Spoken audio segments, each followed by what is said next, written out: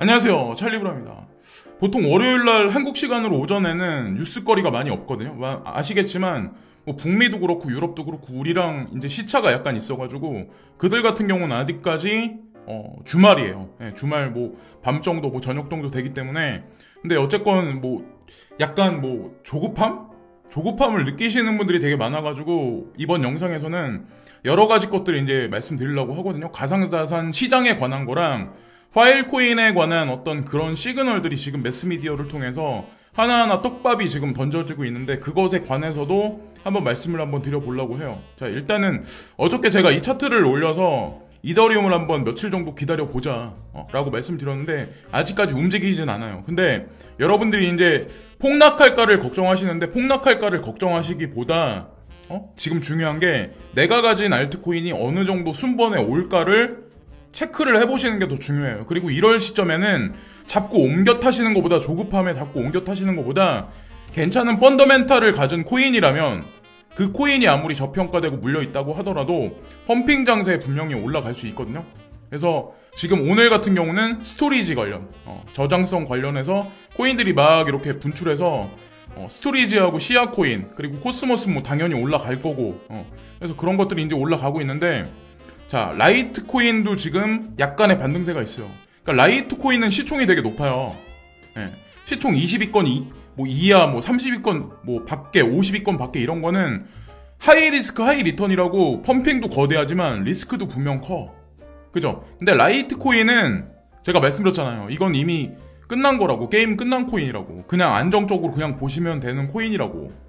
그레이스케일 자산 운용사 안에도 들어가 있는 코인이라고. 그런데도 댓글에서 막 불안감이 느껴지는 댓글이 막 있어요. 보면 라이트코인 괜찮을까요? 그러니까 그 얘기는 이게 뭔지도 모르고 그냥 사신 거야. 누가 얘기하면. 그러니까 먼저 내가 매수하기보다 파악을 먼저 하는 게 중요하다니까요. 크립토 레이팅 카운슬이나 아니면 플립사이드 크립토닷컴에서 체크를 먼저 해보시고 기준점을 보시고 그 다음에 매수를 하셔야지. 매수를 하시고 가격이 안 올라가니까 불안해하는 게 후행이 되는 거는 거꾸로 하고 있는 거라는 거죠. 그리고 나서 내가 산 코인이 안 올라가면 또 막 펌핑이 일어나는 코인에 또 올라타. 그리고 나서 그게 하락을 해. 네. 시드는 까지고 또다시 그럼 까져가지고 또다시 다른 코인을 옮겨가. 그럼 또 거기서 또 마이너스. 네. 이게 계속 반복된다니까요. 그러니까 그러지 마시라고 제가 몇 개 코인을 찍어서 말씀드렸잖아요. 그럼 그냥 진득하게 그냥 기다리세요.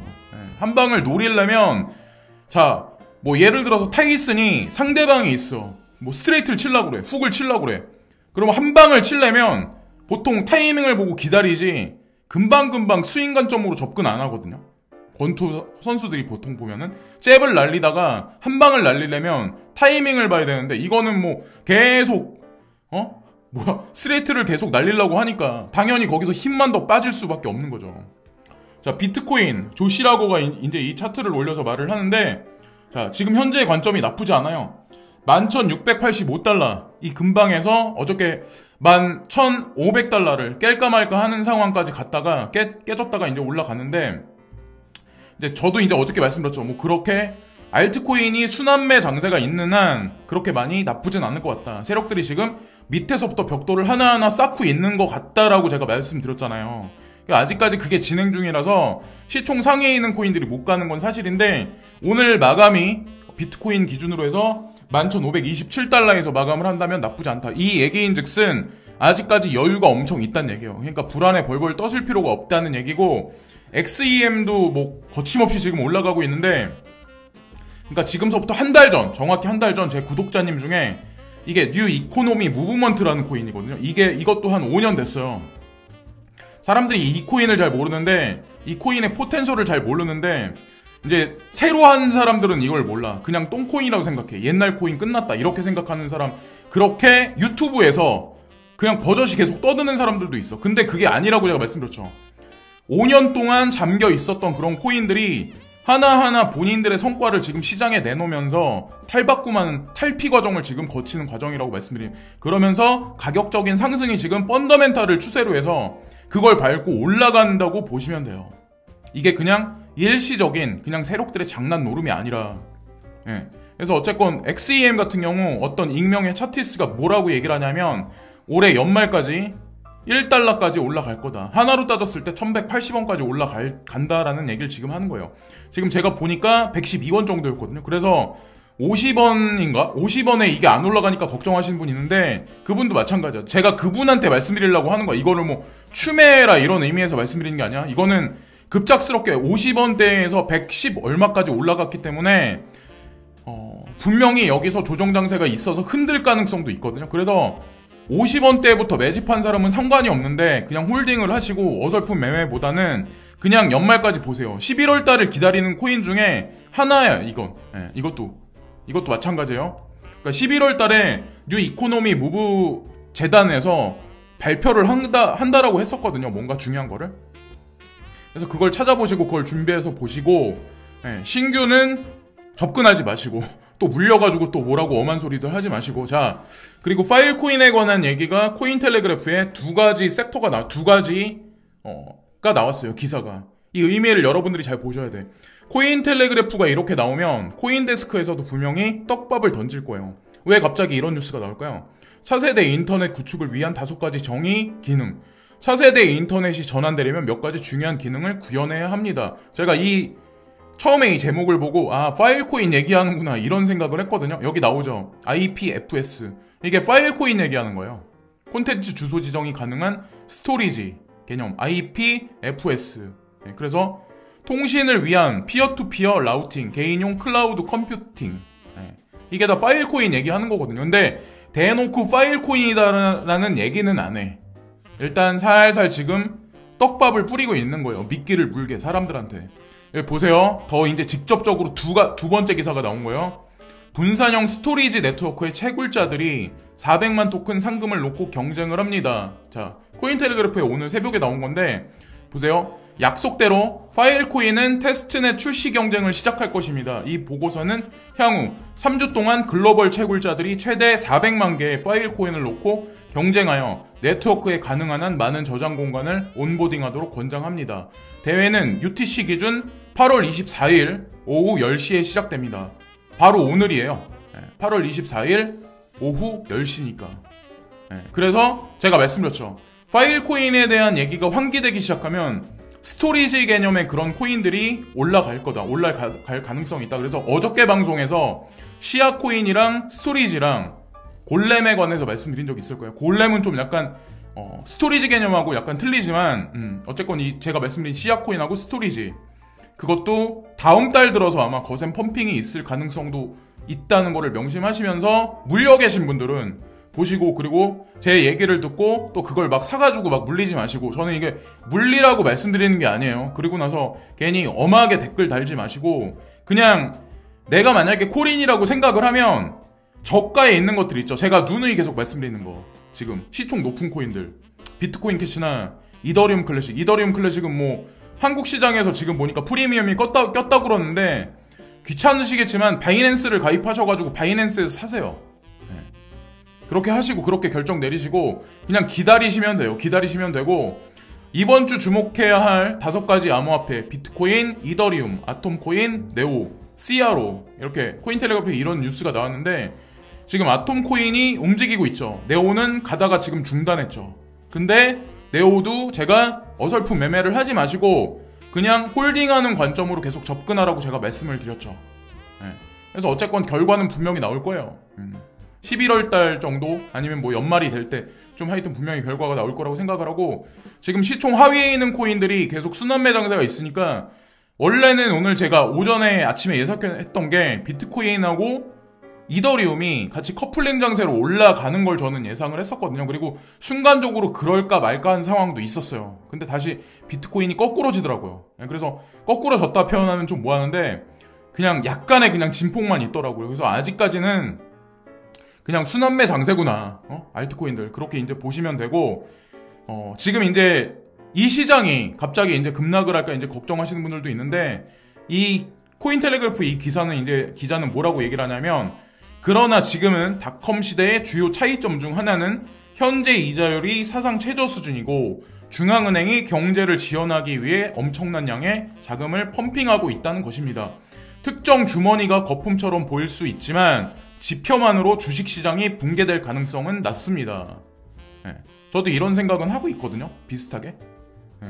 거품이 꺼지는 거는 여기서 아마 더 거세게 올라가야 거품이 꺼진다고 생각을 하고, 사람들이 이제 좀 약간 뉴스를 보고 좀 착각을 되게 많이 하는 게 뭐냐면, 정부가 전 세계 이제 정부에서, 중앙 정부에서 만약에 지금 현물 경제가 꺼져가고 있어요. 여러분들 지금 오프라인에서 장사하시는 분들 있죠. 자영업자들 문 닫으시는 분들 되게 많죠. 식당 같은 거, 그죠? PC방, 노래방, 그죠? 근데 우리나라만 그런 게 아니라 다른 나라도 마찬가지죠. 폐쇄된 데 되게 많아요. 그럼 정부는 어디서 세금을 착출해야 돼?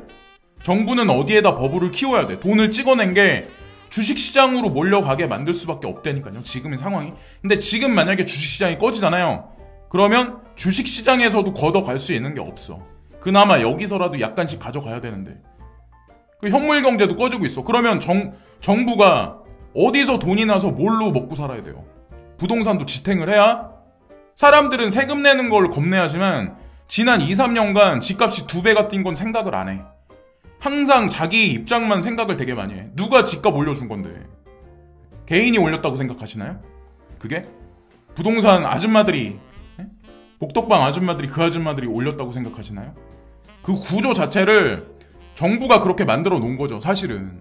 국민들은 착각을 하는 거고, 왜 내가 세금을 더 내? 라고 얘기를 하는데, 난 지금 돈이 없는데. 그거는 개인 사정이죠. 어쨌든 돈을 벌었잖아. 2배 집값이 올라갔잖아요. 어떤 데는 뭐 3배도 올라간 데도 있더만. 자, 그리고 지금 조바심 내시는 분들이 되게 많은데, 자, 여기 제가 한 문장을 찾아서 이걸 한번 읽어드릴게요.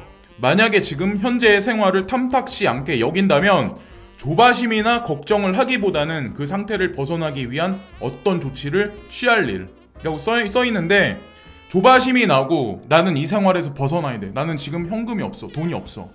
카드 대출 끌어가지고 마이너스 통장 갖다 암호화폐에서 10배를 불려야지, 100배를 불려야지. 그래서 난 빚을 갚고 탈출을 해야지. 포르쉐를 타야지, 람보르기니를 타야지. 근데 이런 생각을 갖고 암호화폐 시장에 빚을 져가지고 오시는 거예요. 여윳돈으로 해도 멘탈이 지켜질까 말까 한 상황에서. 그러니까 댓글 다시는데 무슨 코인 올라갈까요? 무슨 코인 어때요? 그게 다 조바심의 표현이라는 거죠. 조바심. 왜냐면 여윳돈이 아니거든. 제가 보기에는 조바심 내는 사람은 여윳돈이 아닌 사람이 제가 봤을 때 열에 9 정도 될 거예요. 그리고 여기서 보면 어떤 조치를 취할 일이라고 써있는데, 마지막으로 선택한 게 암호자산 선택한 건 맞아. 근데 거기를 갖다가 기다리지 못하고 조바심을 부리면 결국에 멘탈이 털린다니까요. 정신력이 진짜 굳건한 사람도 버티기 되게 힘든 시장이 이 시장인데. 그러니까 조바심을 내지 마시라고 제가 편을 쓴 거예요. 비꼬자는 의미에서 말씀을 드리는 게 아니라, 빚을 져가지고 욕심을 부려가지고 막 이렇게 그래서 성공할 수 있는 시장이 아니라니까요. 못 기다려요. 기다리지 못해. 아, 언제 비트코인 캐시 언제 올라가? 이더리움 클래식 언제 올라가? 계속 그러는 거예요. 이 코인이 어떤지 몰라. 베리 실버트? 그런 사람들, 지금 세력들, 그 사람들 입장에서 여러분들이 조금 먹다가 조금 못 올라가서 막 던지잖아요? 그럼 누가 다 그걸 받아먹을 것 같으세요?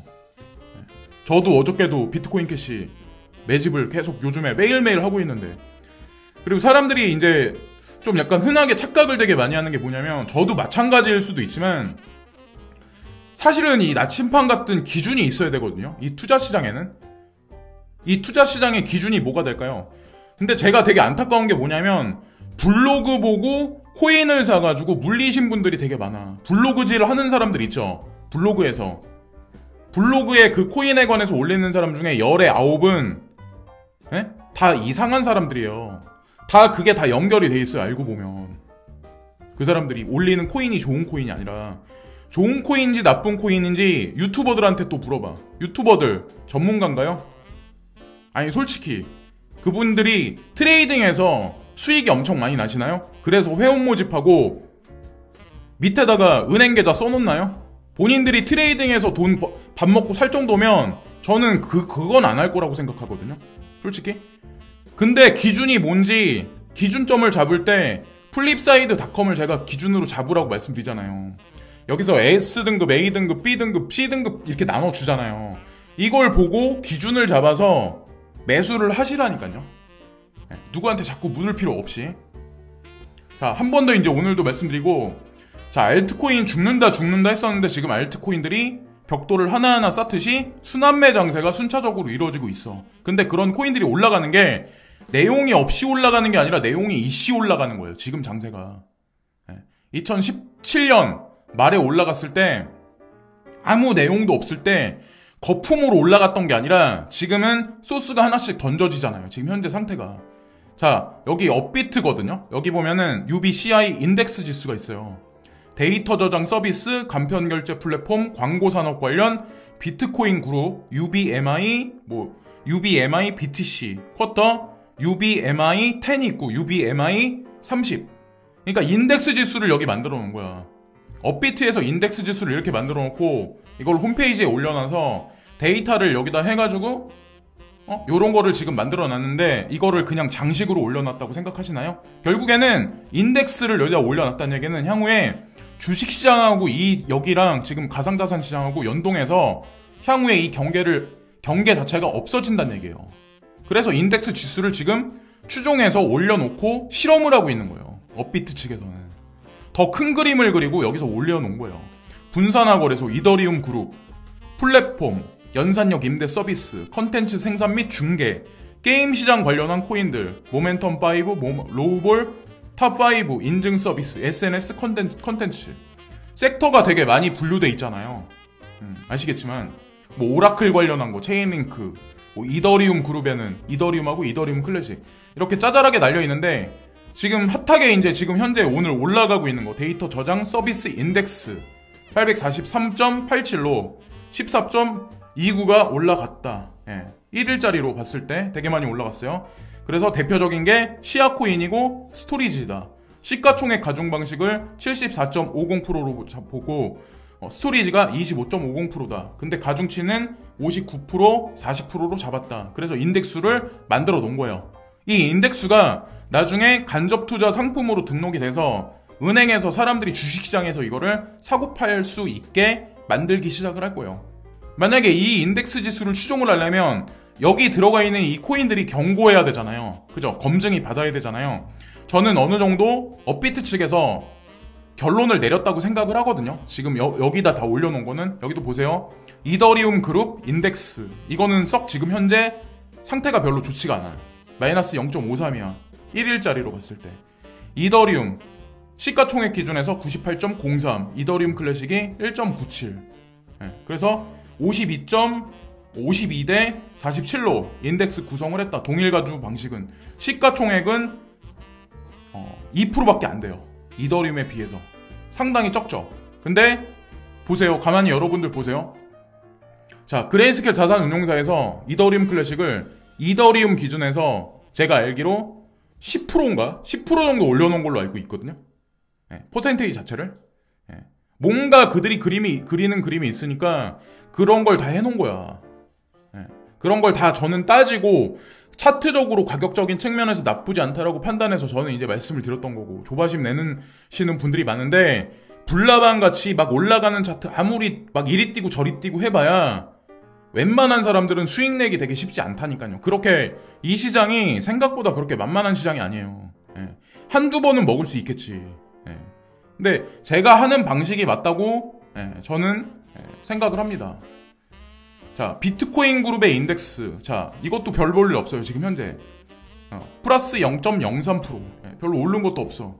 비트코인 캐시, 비트코인 SV, 비트코인 골드. 그래서 이것도 마찬가지잖아요. 비트코인 그룹에 관해서 인덱스를 올려놓은 거잖아요. 이것도 마찬가지야. 인덱스를 추종하는 어떤 상품을 분명히 은행하고 연계하든 주식시장하고 연계하든 분명히 이거를 만들어낼 거라고 저는 이제 생각을 합니다. 이것도 마찬가지. 그리고 한 가지 추가적인 사항으로 말씀드리면 비트코인 SV는 어떠냐고 이제 저한테 여쭤보시는데, 플립사이드 크립토닷컴에서 SV에 관해서 점수가 만약에 낮게 나오면, 만약에 없다면 그냥 그거를 믿으시면 돼요. 저한테 물어보실 필요도 없어. 그거는. 그리고 왜 모건클릭 자산운용사나 그레이스케일 자산운용사의 포트폴리오에 SV가 없는지에 관해서 한번 생각을 한번 해보시라는 거죠. 나는 비트코인 못 사니까 비케 사야지. 근데 비케보다 BSV가 조금 싸니까 그냥 사야지. 비트코인 SV보다 비트코인 골드가 조금 싸니까 수익률도 더 크겠다. 그래서 비트코인 골드를 또 사는 분들도 있어. 근데 이거는 그렇게 단순하게 생각해서 접근하면 안 된다니까요. 그럼 돈 다 잃어요, 잘못하면. 네. 차라리 대형 자산 운용사에 있는 포트에 넣는 게 더 낫다니까요. 비트코인 들어가 있잖아요. 그 양대 자산 운용사에 비트코인 캐시도 들어가 있잖아요. 그럼 얘기 다 끝난 거예요. 그걸 뭘 자꾸 가격이 안 올라가면 자꾸 불안해하시고 그래요. 간편결제 플랫폼 인덱스 자 3.85% 상승했다. 오미세고, 크립토닷컴, 펀디엑스 이것도 마찬가지로 어느 정도 검증이 끝났으니까 CRO도 제가 이거 보니까 크립토닷컴도 보니까 저도 좀 약간 이상한 거 아닌가 생각을 했었는데 플립사이드 크립토에서 점수를 나쁘지 않게 줬던데요. 크립토닷컴도 그렇게 보시면 되고, 제가 이제 한 가지 마지막으로 이제 드리고 싶은 말씀이 있는데, 내가 내 자신이 생각하는 사고방식이 열린 사고방식인가, 아니면 한국 사회에서 고정된 사고방식에 어떤 객관적 어떤 그런 사고방식에 객관적 어떤 그 문답식의 사고방식에 길들여져 있나를 한번 먼저 체크를 한번 해보는 것도 내 인생 죽을 때까지를 보면서 한번 체크해볼 시점이라고 생각하거든요. 그거는 나이가 적든 많든. 일단 한국 사회에 국한돼서 태어나서 한국 사회에서 계속 산 사람들은 어떤 게 있냐면 좀 고정관념이 되게 강한 게 있어요. 또 그런 사람이 유튜브를 하고 그런 사람들이 또 책을 써. 그럼 당연히 고정된 관념으로 나온 그 관념이 유튜브 영상이나 책에 이입이 될 수밖에 없어. 제가 한 가지 실례를 한번 말씀드릴게요. 외국 애들은 이제 어떤 게 있냐면, 여러분들 아마 배낭여행 많이 다녀보셨겠지만 얘네들이 이제 배낭여행을 주로 다니는 나이가 되게 어릴 때 많이 가요. 우리나라로 따졌을 때 중학교? 고등학생? 이럴 때. 우리나라는 대학생들 되게 많이 다니잖아요. 그죠? 근데 몇몇이 그룹이 얹어가지고 16살? 이 정도만 돼도 전 세계를 그러니까 방학 때마다 휴가철마다 누비고 여기저기 다녀. 막 오지 같은데 막 그런 데도. 얘네들이 뭐 비싼데 호텔, 뭐 유명 관광지 이런 데 가서 비싼 돈 쓰면서 다니고 그러는 건 아니에요. 무슨 돈이 있겠어요, 어린 친구들이. 근데 얼마나 많이 보고 배우겠어요, 다른 나라 가서. 근데 우리나라는 그런 문화가 없잖아요. 벌써 거기서부터 저는 생각의 관념의 차이가 있다고 생각하거든요. 그게 왜 그러냐면, 자 보세요. 오픈돼서 이 세상을 바라보는 거랑 여기 말이 있는데 눈 가리개가 있어. 기수가 뒤에서 곱비를 막 이렇게 채찍질하면 여기서 여기까지 이 사이트가 한정되어 있는 것밖에 내가 못 봐. 근데 이 말은 그걸 느끼지 못해. 이 눈 가리개가 있다는 자체를 느끼지 못한다는 거죠. 그럼 사고방식이 어떻게 될까요? 그러고 나서 계속해서 지속적으로 죽을 때까지 그냥 사는 거예요. 고정관념과 편견, 고정관념, 대상 집단에 대하여 적용하는 고정적인 인지 내용 자체를 고정관념이라고 지칭한다. 편견의 감정이 지속적이고 커져서 나타난 신념. 편견, 상대 집단 혹은 그 집단에 속한 사람들에 대한 부정적 평가. 고정관념과 편견. 이게 되게 강한 사람들이 사업을 하잖아요. 플렉시블한 사람들이 사업도 되게 잘하거든요. 제가 그래서 박진영이나 싸이나 아니면 백종원 대표 있죠. 백종원 대표는 한번 만나 뵌 적이 있는데, 백종원 대표 같은 경우도 특징이 뭐냐면 되게 세상 보는 관점이 되게 플렉시블해요. 요리에 대한 것뿐만 아니라 모든 사물의 이치에 관해서 사고하는 방식이 되게 플렉시블해요. 고정관념이 없어. 그 사람 말하는 거 이렇게 들어보세요. 근데 그런 면이 되게 필요하다는 거죠. 그래서 제가 이제 말씀드리고 싶은 게 뭐냐면, 뭐 예를 들어서 인도를 가보지 않은 사람이 누군가 유튜브에서 인도에 관해서 막 떠들어. 더러운 길거리, 막 그런 화장터 가서 야, 나 여긴 다시는 안 온다, 이런 걸 막 보고 그런 것만 또 떠들어. 근데 제가 인도에 있으면서 느낀 건 뭐였냐면, 여기는 그래도 할 게 되게 많았었다. 한국 사람들이 점점 고령화 추세로 가. 그리고 상점들은 문 닫기 시작해. 근데 어떤 줄 아세요? 인도는 상점은 점점 다채롭게 점점 가지수가 많아지고 사람들이 임금은 점점 올라가고 있고 건물들은 점점점 올라가고 있고 도로 포장은 새로 깔리고 있어요. 그리고 철도도 마찬가지로 계속해서 늘어나고 있고 다국적 기업들은 지속적으로 들어오고 있어. 그때 생각을 했죠. 벌써 제가 이 말씀드리는 게 벌써 몇 년 전이에요. 그때 생각을 했죠. 중국은 4차 산업혁명 쪽으로 이제 넘어가면서 약간 고도산업으로 이제 집약하는 형태고, 생산적인 어떤 이런 거, 뭐 3차 산업 같은 거는 다 인도네시아, 베트남 아니면 인디아로 다 많이 이전을 시키고 있는 현재 와중이에요. 인도가 아마 파이가 아마 제일 크게 많이 가져가는 걸로 저는 알고 있어요. 네. 당연히 여기서 먹을 것도 많죠. 사업가 입장에서는. 근데 자라나는 어떤 그런 친구들이 나는 가상자산을 통해서 페라리를 타야지, 동네를 누벼야지, 무슨 뭐 자랑을 해야지, 우월의식을 느껴야지. 근데 그게 얼마나 가냐는 거죠. 그 친구가 그 차를 타고 동네를 누비면 한 달을 못 갈 거야 아마. 좋은 집에 살아도 한 달을 못 갈 거야 아마. 제 말이 틀리진 않을 거예요. 남한테 자랑하려고 좋은 차 타는 그게 중요한 게 아니라, 내가 만약에 나이가 어리다면 하루라도 빨리 이런 데 가서 경험도 쌓고 많은 사람도 만나보고 일도 한번 해보고, 저는 그래야 더 나중에 더 큰 그림을 그릴 수 있는 그런 게 있을 수 있다고 생각을 하거든요. 지금 코로나 사태인데 다 폐쇄됐는데 내가 뭘 할까, 이럴 생각하는 게 아니라, 저는 짐 모리스나 다 마찬가지라고 생각해요. 짐 모리스도 마찬가지로 전 세계 여행을 다녔었던 게 토대가 됐기 때문에 그 사람이 엄청난 자산을 운용할 수 있는 거대 자산, 그러니까 어떤 그 거대 자산 운용사의 CEO 대표가 됐다고 저는 생각을 하거든요. 그런 게 다 밑거름이 되고. 그래서 맨날 집에 앉아가지고 게임하고, 그럴 시간에 차라리 뭐 이런데 오지 탐험이나 남아프리카 공화국, 뭐 나이지리아, 이런데 어차피 사람은 시간이 흐르면 무슨 일이 생겨서 죽게 돼 있어요. 이렇게 죽으나 저렇게 죽으나 마찬가지야. 근데 차라리 하나라도 더 경험해보고, 하나라도 더 맛도 보고, 하나라도 더 직접 체험해보고, 그렇게 한번 살아보는 게 전 나쁘지 않다고 생각을 하거든요. 그냥 집에 앉아가지고 게임만 하는 것보다. 저 같은 경우는 완전히 100% 다 그렇게 못했지만 그래도 일반적인 분들보다는 좀 많이 했다고 생각을 하거든요. 지금 현재는 뭐 그래서 이런 거에 관해서 별로 호기심이 없기 때문에 그냥 가만히 있긴 하지만, 그래서 뭐 연세 드신 분들이 제 얘기를 들으면 건방진 놈 막 이렇게 들으실 수도 있는데, 하여튼 그냥 오늘은 이런 얘기를 제가 마음속 깊이 계속 이제 생각을 하고 있었는데, 오늘은 그냥 이런 말씀도 또 들어봤습니다. 지금까지 찰리 브라운이었고요. 너무 불안해하지 마시고, 그냥 지금 시장에서 순환매 장세에서 어설프게 뇌동매매하지 마시고 차례를 순번을 한번 기다려보세요. 그게 더 아마 수익률이 높을 거라고 생각을 합니다. 지금까지 찰리 브라운이었고요. 오늘도 즐거운 하루 되세요. 감사합니다.